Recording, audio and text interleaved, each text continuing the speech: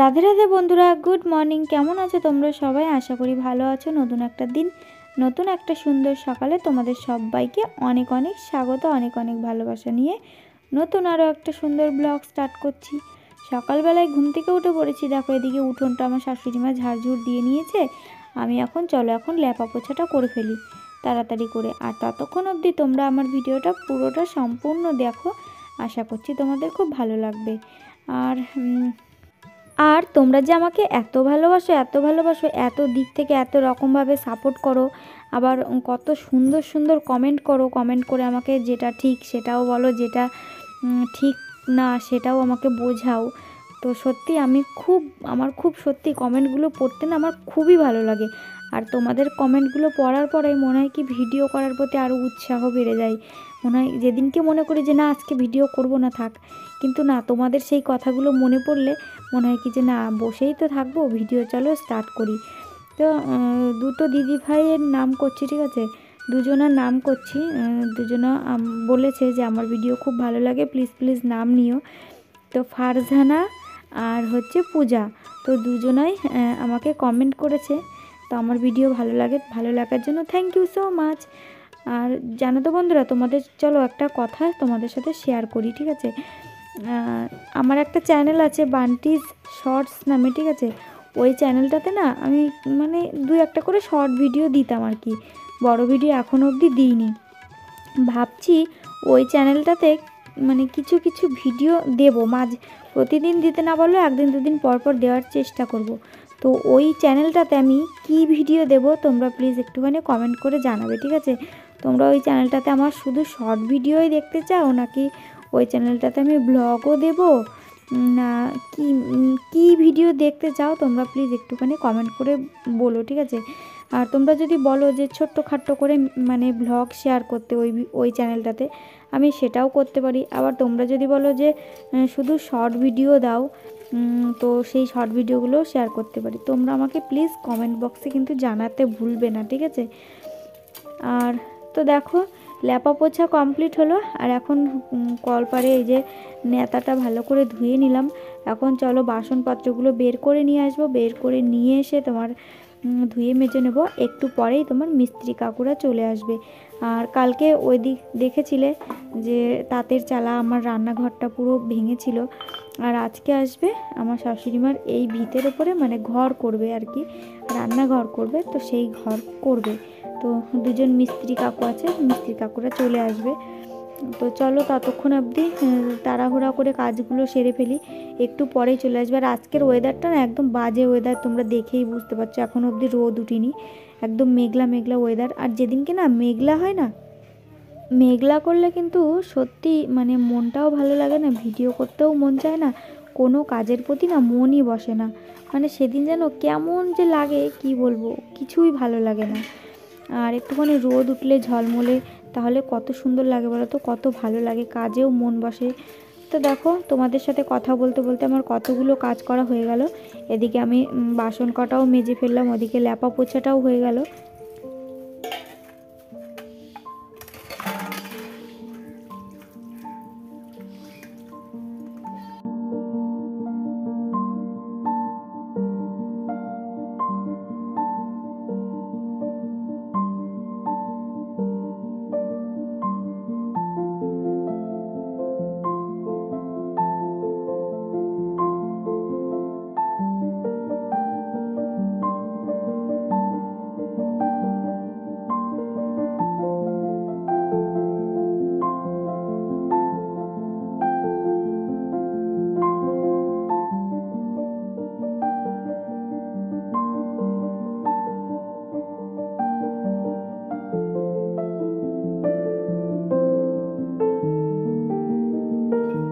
তো দেখো বন্ধুরা, এদিকে থালা বাসন কটা মেজে নিয়ে এসেছি, আর এদিকে চলো এই সিঁড়ির ওপরেই উপুর করে রেখে দিচ্ছি।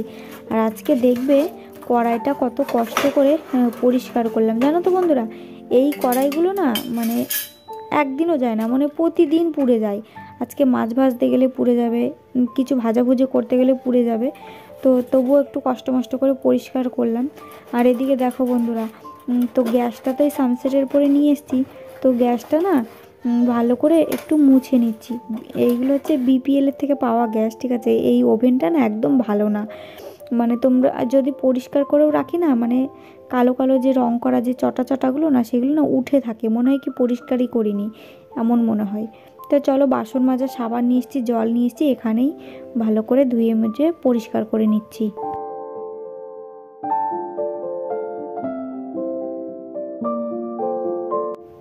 আর এদিকে দেখো, অনেক পুরনো পিলার ছিল, মানে সিমেন্টের পিলার, এগুলো কিনা হয়েছিল। তো তাঁতের চালা করা ছিল এই পিলারগুলো দিয়ে।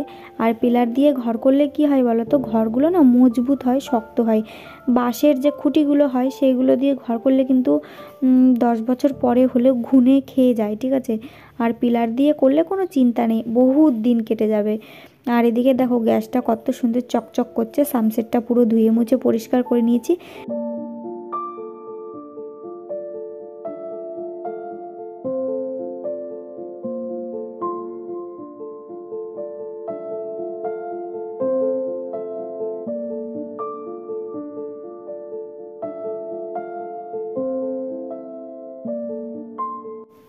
তো এদিকে দেখো, আমি বিছানাটা গুছিয়ে নিয়ে ঘরটাকে ঝাঁটিয়ে নিচ্ছি। আর আমাদের ঘরের সামনের অবস্থাটা দেখেছো, দেখে আমারই গায়ে জ্বর চলে আসছে, মানে এতটা বাজে। কি করব, কিছুদিন তোমাদের একটু মানিয়ে নিতেই হবে, যতদিন না ঘরটা ঠিক হচ্ছে। কারণ আমার শাশুড়িমার ওই রান্নাঘরটাও যদি ঠিকঠাক হয়ে যায় না, তবু ওই ঘরের ভেতরে কিছু না কিছু রাখা যায়, ঠিক না। তো চলো, কি আর করা যাবে, এই একটা ঘরের উপরে সব কিছু নির্ভর করছে। বারান্দা দিয়ে সমস্ত জিনিসপত্র, কাপড় চোপড়, হ্যাড্ডা ব্যাড্ডা অনেক কিছু রাখা আছে। তারপরে দেখো, এখন চলে আসলাম। কালকেকার কতগুলো ভিজে জামা কাপড় ছিল, মানে একটা নাইটি চাদর কালকে দেখেইছিলে কেচে দিয়েছিলাম। তো মেঘলা ওয়েদারের জন্য না, মানে কোনো কিছু না শুকাতে চায় না, মানে দেখো ভিজে ভিজেই রয়েছে, একটু ঠান্ডা ঠান্ডাই রয়েছে। তো রোদে দিয়ে দিলাম, ভাবলাম একটু গরম হোক, তাহলে স্নান করে পরতে পারবো। তো চলো, এখন যাচ্ছি মেয়েকে স্কুলে দিতে, কারণ 8:30 বেজে গেছে, স্কুলে দিতে যাচ্ছি। এসে মিস্ত্রি কাকুরা চলে আসছে, তো এসে চা করব, তারপরে হচ্ছে তোমার ভাত বসাবো।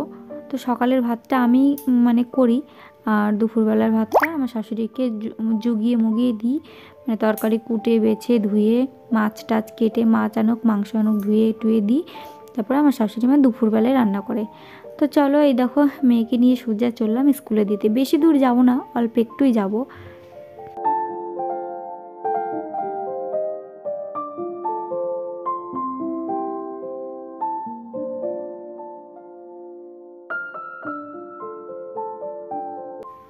এদিকে দেখো, আমার 4টে মুরগির না বাত এসছে, ঠিক আছে। অনেক দিন ধরে অরিত্রীর পাপাকে বলছি মুরগিটার পায়ে দড়ি বেঁধে একটা জায়গায় বেঁধে রাখতে, যেমন ছাগল গরু আমরা বেঁধে রাখি সেমনভাবে, না হলে জীবনেও না বাত কাটবে না, মানে তাওয়াটা ছাড়বে না। তো তার জন্য দড়ি বেঁধেছি দুটো পায়ে, বেঁধে এই দেখো এই খুঁটিতে বেঁধে রাখছি, তাহলে তাড়াতাড়ি হয়তো তাওয়াটা ছেড়ে যাবে। আর ঘরের মধ্যে যত বসে থাকবে তত আরও তাওয়াটা বেড়ে যাবে, তাওয়া ছাড়তেই চাইবে না। তো এই দেখো, দুটোকে নিয়ে এসে বেঁধে দিলাম, আর দুটো বেরিয়ে গেছে, আর দুটোকে ধরতে পারিনি। এরই মধ্যে ঘটে গেল একটা বড়সড় দুর্ঘটনা। দুর্ঘটনাটা কি বলো তো, এই যে আমাকে কষ্ট করে এসে চা করতে হচ্ছে উনুনে। কে চা করতে চায় বলো তো কষ্ট করে উনুনে? উনুনে একদম চাটা করতে ইচ্ছা করে না, কারণ জল গরম, তারপরে তোমার দুধ গরম, চা, এগুলো ম্যাগি, এগুলো হচ্ছে কিন্তু গ্যাসেই ভালো লাগে। ওই ছোট্টখাটো জিনিসের জন্য তোমার উনুন জ্বালতে কিন্তু ইচ্ছা করে না। কিন্তু আমি না গ্যাসটা মুছেছি ভালো করে জল টল দিয়ে, দিয়ে না, তারপরে না আর গ্যাসটা, যেই চা করতে গেছি গ্যাসে, সেই না আর গ্যাসটা না জ্বলছে না। অরিত্রীর পাপাকে বললাম যে হয়তো জল টল ঢুকে গেছে, হয়তো তার জন্য গ্যাসটা না জ্বলছে না। তারপরে দেখছি কিছুক্ষণ পরে মানে শুকিয়ে গেছে। তারপরে হচ্ছে আবারও জ্বালানোর চেষ্টা করলাম, চা করব, তবুও না জ্বলছিল না। তারপরে ভাবলাম যে হয়তো অনেক ঠান্ডা পড়েছে, ঠান্ডায় হয়তো গ্যাসটা জমে গেছে। শুনি অনেকেই বলে গ্যাস নাকি জমে যায়, এটা সত্যি না মিথ্যে আমি সত্যিই জানি না, আমি এসব সম্পর্কে আমার না ধারণা নেই। তারপরে না, তারপরে দেখছি কি সত্যি সত্যি গ্যাসটাই শেষ হয়ে গেছে, ঠিক আছে। এমন দিনে এমন সময় গ্যাসটা আমার শেষ হয়ে গেল। এখন কষ্ট করে করে উনুনের সব কিছু করতে হবে। গ্যাসটা থাকলে তো তবুও চা ঠা এই টুকটাক জিনিসগুলো আমি করতে পারতাম। তো ওইদিকে আমি চা করলাম, মিস্ত্রি কাকু টাকু সবার, মানে যে যে ছিল আর কি, সবার জন্য চা করলাম। ওদিকে বড় মাও এসে চা নিয়ে গেল, দেখতে পারলে। তো এদিকে বসিয়ে দিয়েছিলাম সেদ্ধ ভাত। তো সেদ্ধ ভাত বসিয়ে দিয়েছিলাম, আলু সেদ্ধটা চলো এখন মেখে নিচ্ছি। আলু সেদ্ধ, ঘি এগুলো দিয়ে সকালবেলায় গরম গরম ভাত খাওয়া হবে। আর মিস্ত্রিরা তো মানে সকালবেলায় আমাদের বাড়িতে খায় না, দুপুরবেলাটাই খায় শুধু। সকালবেলায় ভাত নিয়ে আসে বাড়ির থেকে, সেগুলোই খাই। তো শ্বশুরমশাইয়ের জন্য কেটলিতে করে এই দেখো ভাত বেড়ে দিচ্ছে, আমার শাশুড়ি মা নিয়ে যাবে মাঠে ভাত দিতে। আর আলু আর বেগুন সেদ্ধ দিয়েছি। বেগুন সেদ্ধ খেতে আমার একদম ভালো লাগে না, আলু সেদ্ধ আর ঘি দিয়েই খাবো আমি। তো ঘিটা না মা এনে দিয়েছে মামার বাড়ির থেকে।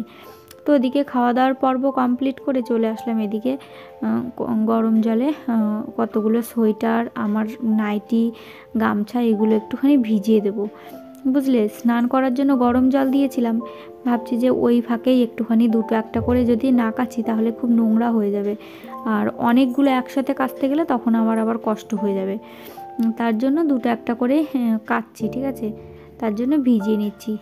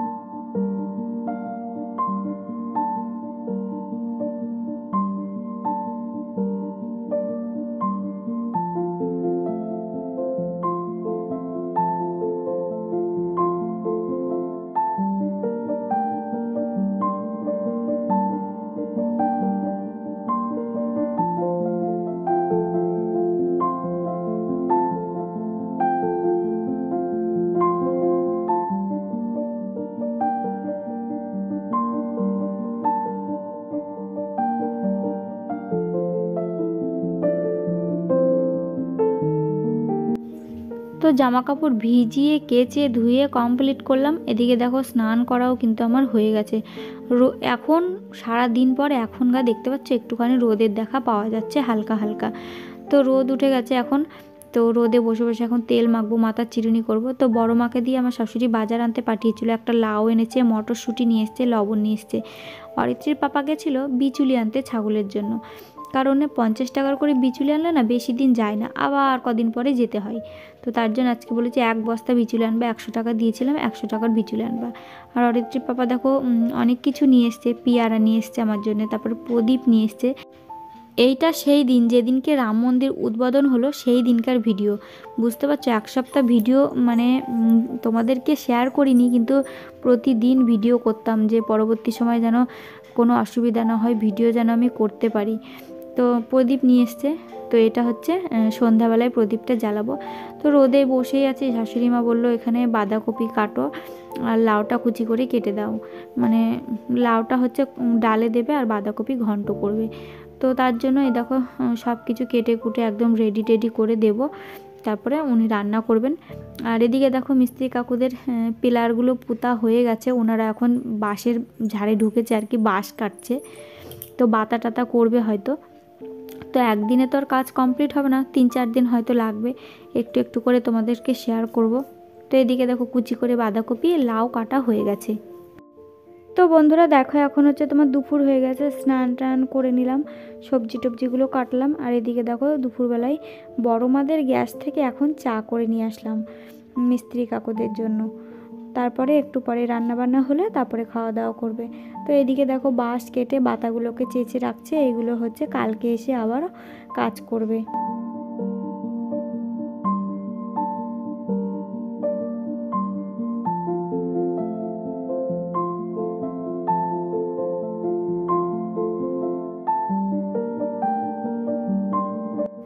তো দেখো নিয়ে নিয়েছি 500 দুধ, ঠিক আছে, দেশি গরুর দুধ। আর দেশি গরুর দুধটার না প্রচুর দাম জানো তো। আর ঘষে কিন্তু জল দেওয়া দুধও বিক্রি করে, তো জল দেওয়া দুধের দামটা কম। আমি কিন্তু জল দেওয়া দুধ নিই না, আমার একদম পছন্দ হয় না। আমি দাঁড়িয়ে থেকে দুধ নিয়ে আসি, তো একদম খাঁটি গরুর দুধটা নিয়ে আসি আমি দাঁড়িয়ে থেকে। 40 টাকা কেজি নেয়, 500 দুধ নিলে আমাদের এখানে তোমার হচ্ছে 40 টাকা কেজি বলছে কেন, সরি 80 টাকা কেজি নেয়। 500 দুধ নিলে 40 টাকা নেই। আর দুধ দিয়ে ভাত হলে আমার আর কিছুই লাগে না জানো তো, দুধ দিয়ে ভাত খেতে আমি খুব পছন্দ করি। তো এদিকে দেখো সন্ধ্যা সন্ধ্যা হয়ে গেছে, আর আজকে মেঘলা ওয়েদার ছিল।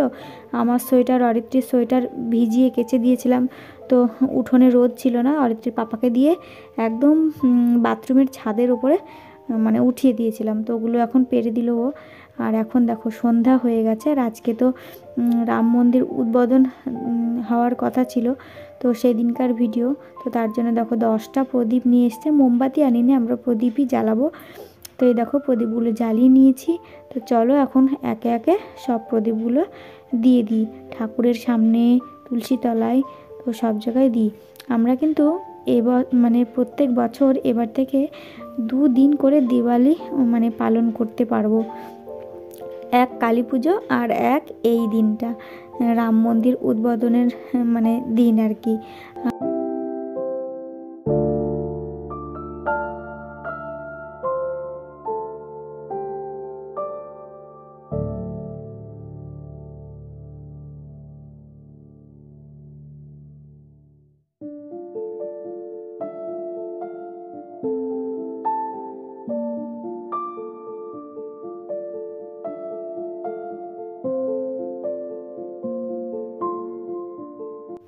তো কিছু প্রদীপ দেখো আমি কিছু জ্বালিয়ে দিলাম আমাদের ঘরে ঠাকুরের কাছে, আর কিছু প্রদীপ মেয়েকে দিলাম। মেয়েরও রাগ হয়ে যাচ্ছে যে আমাকে দিচ্ছে না, মা খালি একাই ধরাচ্ছে।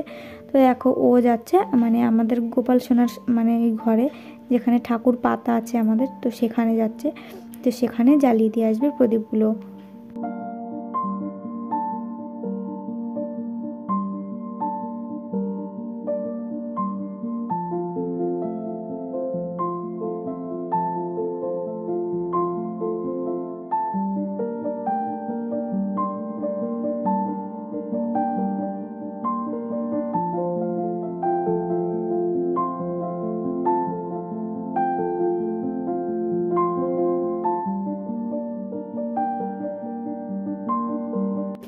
তো এই দেখো ঠাকুরের ওখানে থেকে প্রদীপ দিয়ে এই দেখো চলে এসেছি তুলসী গাছের কাছে প্রদীপ দিতে। তো চলো বন্ধুরা, আজকের ভিডিওটা এখানেই শেষ করলাম। আমার ভিডিও যদি তোমাদের একটুও ভালো লেগে থাকে একটা লাইক করো, কমেন্ট করো, আর বেশি ভালো লাগলে চ্যানেলটা সাবস্ক্রাইব করে আমার পাশে থেকো। তো চলো আজকের মতন টাটা, দেখা হচ্ছে নেক্সট ভিডিওতে। Good night, by.